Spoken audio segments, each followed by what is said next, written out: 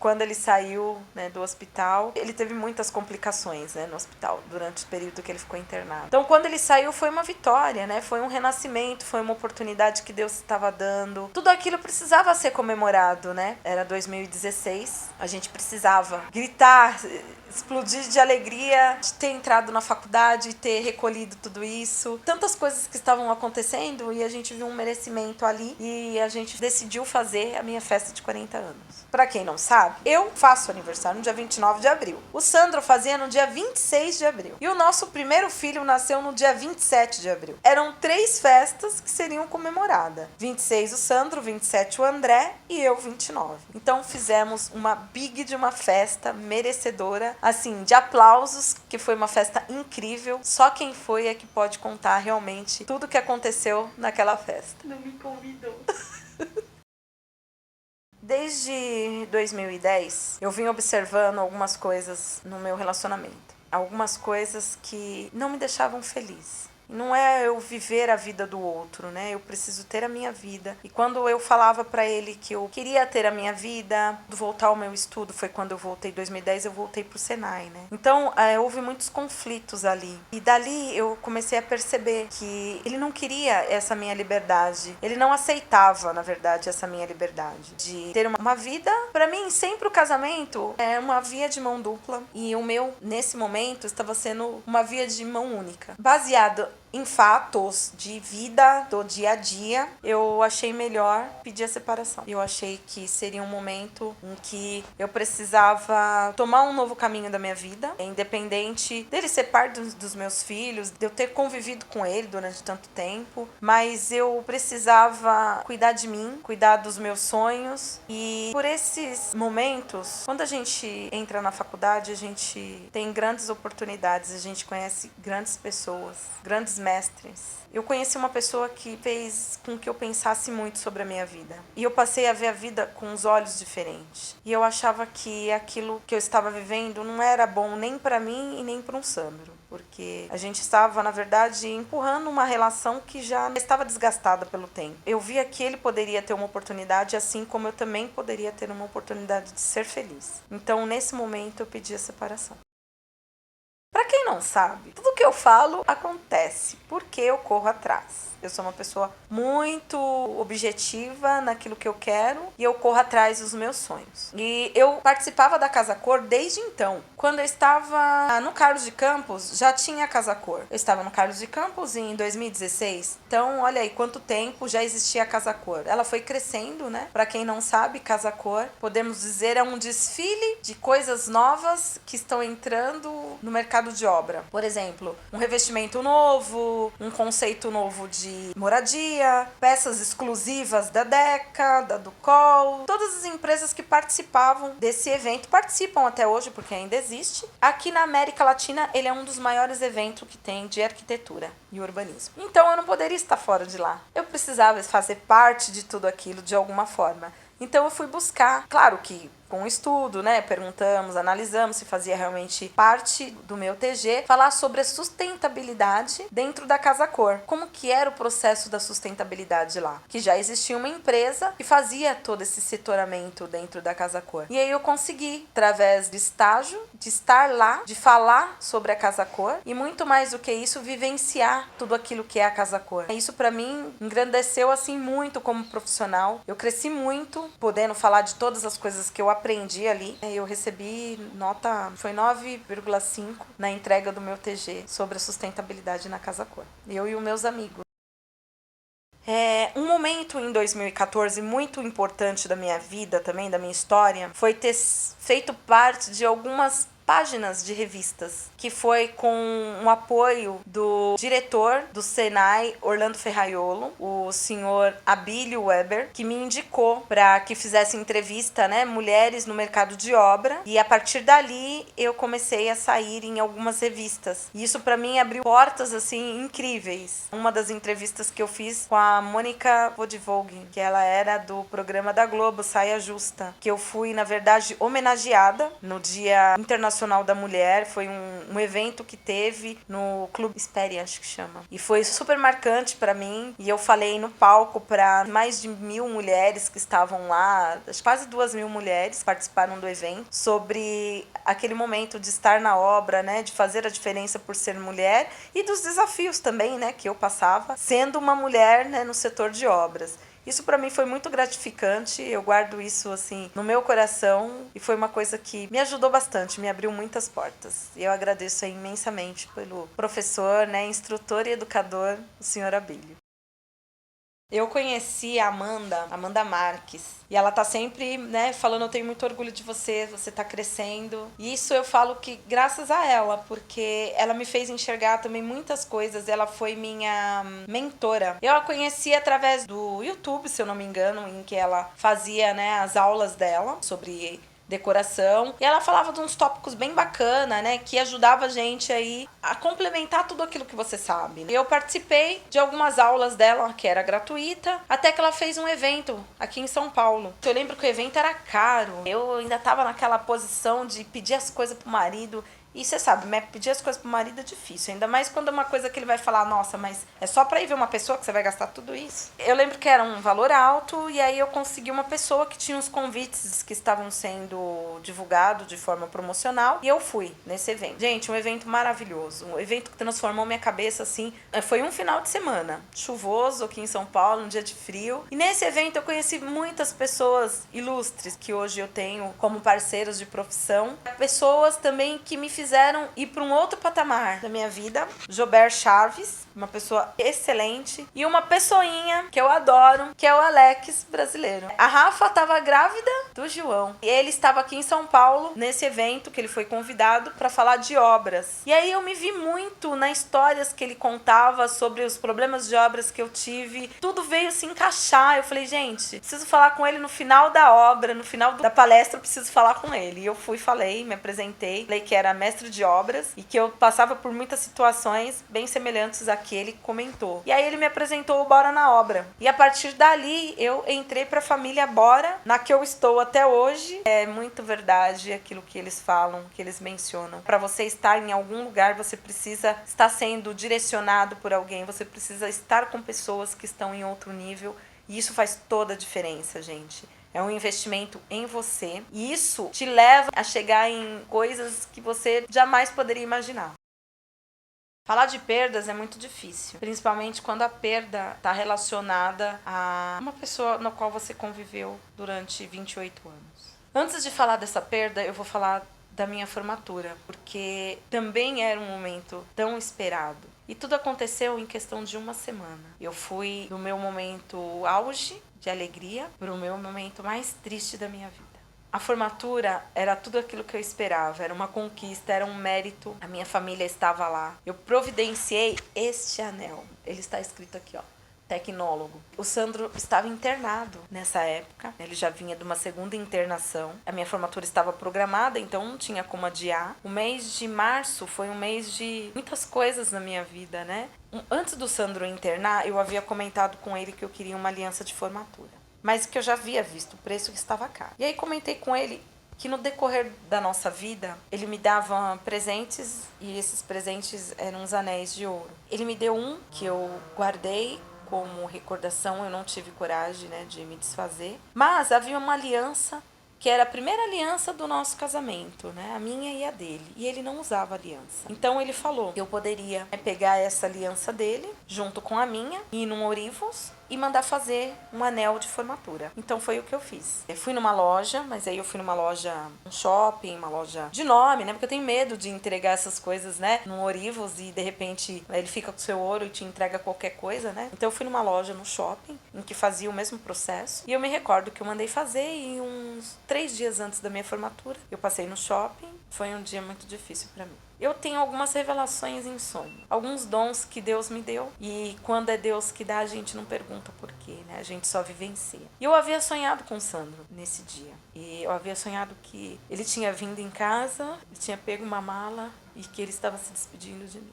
Então eu entendi que ele ia partir. Eu só não sabia quando. Foi um sonho que eu tive de sexta pra sábado. E eu procurei nesse dia ficar no hospital o tempo que eu podia. A gente estava passando por um processo muito complicado, conturbado, e ainda tinha pessoas que estavam conturbando mais aquele momento, não era um momento fácil. Então, para evitar grandes estresses, eu ficava no hospital no período em que a pessoa não estava lá. Eu fiquei o maior tempo que eu pude com ele, sem contar o que eu tinha sonhado. E ele sabia dos meus sonhos. Poxa, ele conviveu comigo durante 28 anos, mas eu não queria falar porque quem era eu para dizer que ele ia partir? Mas eu sabia que ia acontecer. E foi o dia em que eu levei a aliança. Mostrei para ele e ele falou para mim assim: eu tenho certeza que você vai fazer muito sucesso. Não vai ser a aliança que vai te fazer o sucesso, mas você vai fazer muito sucesso. Ele poderia ser orgulhoso demais para dizer o potencial que ele via em mim. Mas né, naquele momento é como se ele falasse: eu acredito em você, eu sei o quanto você é capaz de chegar onde você quer. Eu vou ter que dar uma pausa. Então, nesse momento, ele falou pra mim que ele viu o quanto era importante essa aliança, né? Então, é uma aliança que eu carrego com um carinho imenso, porque só eu sei o amor que está aqui. É só eu que sei, né? E eu não permito que ninguém fale pra mim que o que as pessoas acham, porque a sua opinião, pra mim, não tem importância. O que eu vivi, só eu sei. O que eu passei, só eu sei. O amor que eu carreguei por ele, só eu sei. Então, não foi o momento em que eu pedi a separação, em que eu deixei ele de lado. Muito pelo contrário, porque quando ele adoeceu, eu falei pra ele que eu havia voltado atrás e que eu esperava ele melhorar para que a gente pudesse falar da separação novamente. Eu ia cuidar dele. Isso é amor, é cuidar ao próximo. É um amor que Deus nos ensinou. Então, eu não aceito julgamento algum, sabe? Sobre tudo o que eu passei e todas as dores que eu tenho até hoje. Bom, recomeçar sem o Sandro foi muito difícil, né? Apesar de tudo que eu já falei, né? De como a gente já estava no nosso relacionamento, mas ele era a base, né? E a gente tinha um padrão de vida no qual hoje eu não consigo manter o que eu vivia, né? Eu mantenho o que eu posso, mas o que a gente vivia enquanto ele estava em vida, e hoje eu não faço questão também. Mas foi muito difícil. A aceitação dos meus filhos em relação ao momento. Se tem uma coisa mais dolorosa, acho que para os pais, é você ver o sofrimento do seu filho e você não poder fazer nada. Naquele momento em que o caixão chegou, em que os meninos se abraçaram, que choraram muito, e eu fiquei ali olhando, né, sem poder fazer nada. É muito difícil, sabe? Você não tem palavras para dizer, para descrever. É uma dor que é dele, é uma dor única de cada um, né? A dor do André era a dor dele, que ele tinha que passar. A dor do Guilherme era a dor dele, e a minha era por eles. A minha era pelo Sandro e por eles, né? Então, eu acho que eu ainda não tô 100% recuperada, sabe? De tudo. Eu ainda acho que eu não estou. Apesar de eu trabalhar bastante, me envolver bastante com outras coisas, mas no fundo ainda tem uma ferida, né? Que tá cicatrizando.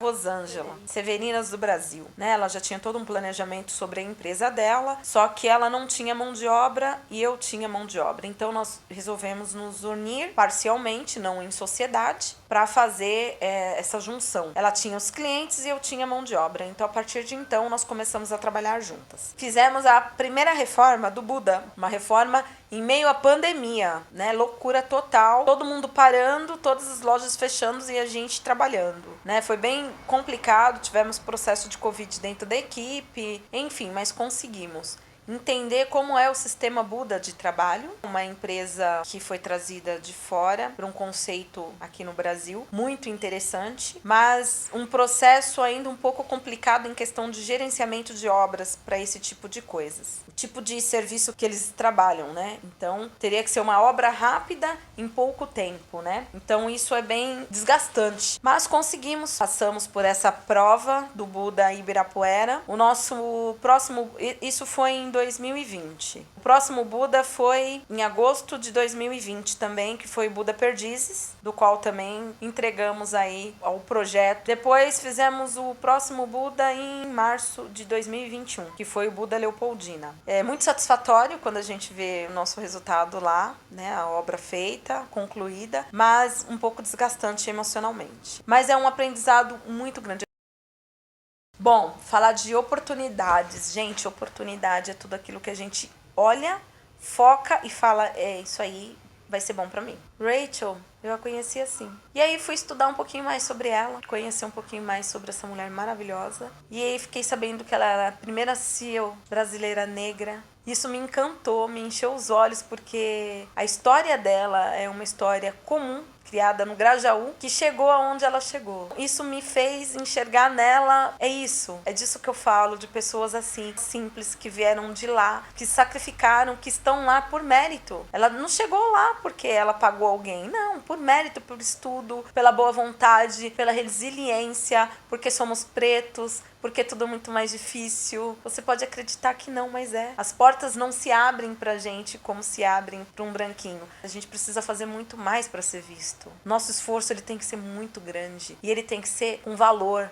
Então, eu comecei a pesquisar mais e encontrei o Capacita-me. Era uma ONG formada por ela é a presidente desse mundo maravilhoso que ensina milhares de pessoas que buscam aprender, e eu quis fazer parte de tudo isso. Passei por um processo também, conversando com a Márcia, que é a irmã da Rachel, que ela é educadora, que ela toma conta do espaço. Fui entrevistada para ela entender um pouquinho mais sobre o que eu fazia, né? Do que eu estava querendo ajudar, no que eu poderia proporcionar para a turma. E aí teve um evento no Grajaú. Ela me convidou para fazer parte. Eu estava lá, uniformizada, com muito orgulho. Existe um vídeo nosso aí no YouTube, dá uma procuradinha aí, vai passando, que vocês vão ver como que foi esse evento maravilhoso. Um evento grandioso, feito por pessoas grandes, e eu estava lá. E aí, a partir daí, nós fizemos inscrições para os alunos do Capacita-me, que as aulas seriam dadas ali em Pinheiros. Eu estou muito feliz, né? Queria muito agradecer a Rachel e toda a sua equipe, a Márcia, Eunice, a Sil, todos com muito carinho, que abriram as portas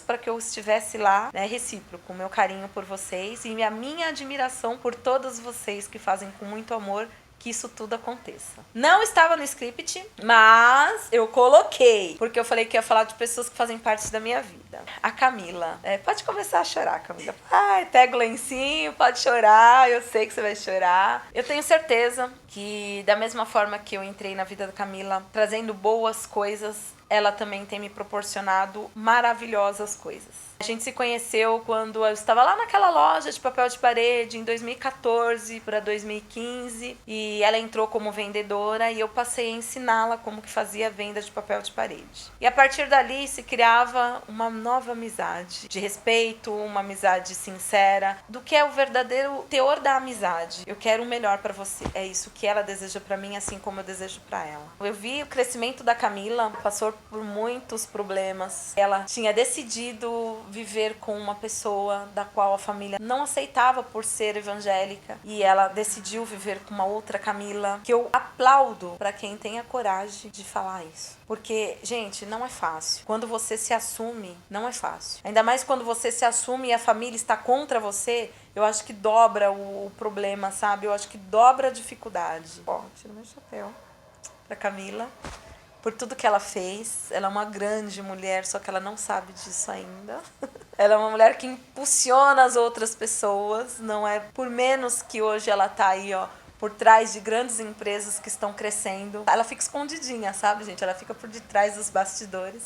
Mas é ela que toma conta das minhas redes sociais, que faz tudo com todo carinho. Até puxa minha orelha às vezes, porque eu não fiz do jeito que tinha que ser. A Camila, parceira dela, também edita meus vídeos, faz os meus vídeos. Ela está por trás disso tudo, tá vendo? Nós fizemos uma parceria, assim, tremenda. Há 2 anos que elas vêm cuidando de mim desse jeito, carinhosamente. E eu tenho muito a agradecer pelo meu canal do YouTube, pelo meu Instagram. Toda a minha rede social, hoje, que vocês veem, está na mão das Camilas, da Camis e da Mila. Para elas eu tiro meu chapéu, muito obrigado. Se não fosse por vocês, nada disso estaria acontecendo. São grandes coisas que estão por vir aí em 2022.